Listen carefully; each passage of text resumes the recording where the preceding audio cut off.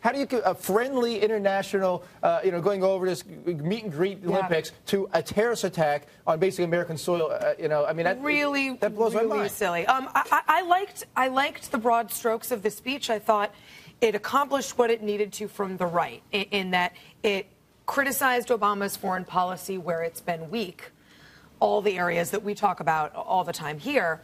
What it didn't do, and what I've been saying I need Romney to do, is criticize Obama from the left. And maybe this wasn't the appropriate place for that. Maybe he's saving up some of those points for the foreign policy debate when he can be a little bit more nuanced and attack doggish. But overall, it was good. It was a necessary speech, and I liked it. Remind me what you're looking for when you say criticize Obama from the left. Yeah, I need him to remind Obama voters, soft Obama voters, and folks in the middle, why they might have voted for Obama the first time, and ask them if they're pleased with his record of invoking the Espionage Act more than any president in history, of drone strikes, of killing American citizens without due process.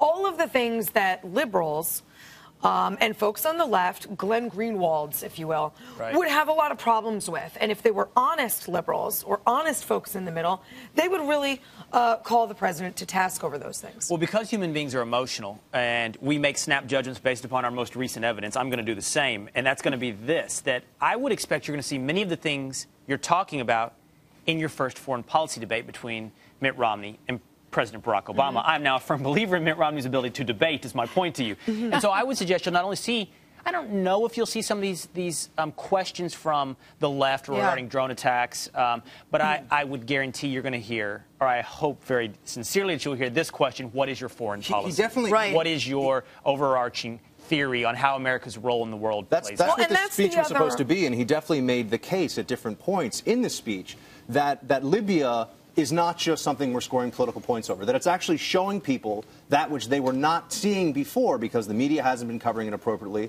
and the administration certainly doesn't want to get out, that the forces of Islamism are rising in some of these countries, that there's a much more robust terrorist presence, much more robust al-Qaeda and aligned movements presence in some of these countries. And I'll say this, on the Blaze right now, there's a story from Lara Logan, the reporter who's known, unfortunately, for what happened to her, the terrible sexual assault in Tahrir Square at the very beginning of this revolution. And she is saying, and it has not been widely covered and is on the Blaze now, she's saying that the government is lying to us. That, in fact, the U.S. government is in a state of denial and active lie right now when it says that Islamist forces are not on the rise, that democracy is on the rise. And I think Mitt Romney was making the case today that we need to meet them head on. He wants to be robust. I mean, it sounded like a Cold War speech here. It sounded like we need to back our allies around the world, give them guns, give them whatever they need to overcome the forces of political Islam. Let me ask you about this, Buck, that the middle ground approach of supporting, freedom fighters, democracy builders in these countries with arms, moral support, speeches and so forth, this Reagan-esque approach, does that go far enough? I know,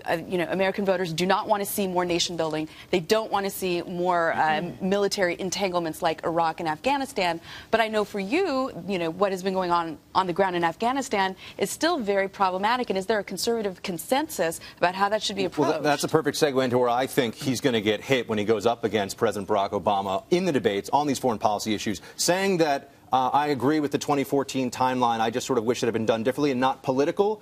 That's going to be that's a little tough, actually. Saying that, in Iraq, which the vast majority of the American people now agree it was time to come home from Iraq, saying that was rushed, that seems like you're trying to score political points. On the rest of these issues, I like the fact that he was robust. He was saying, listen, there are bad guys right now. There are Islamists in countries all across the Middle East and beyond the Middle East who are organizing against us. There are also allies in those countries. We need to find those allies and work with them, or else we're going to be dealing with a much bigger problem in the next 4 years. I'm going to give a little bit of criticism on the speech today. And one thing that I felt is maybe the people that are in the middle, maybe leaning to the left a bit, but because it still be swayed Romney's way, they may have lost him today because he may have been almost a little bit too strong because they're thinking in their mind, I don't want any more wars. Even though they want a president who's going to be strong and stick up for our country and do the right thing when it comes to Syria and Libya, they do not want to see another war as far as money and losing troops. So I think he has to play that line very tight. To that point and to Will's point, I think it probably doesn't do Romney many favors to talk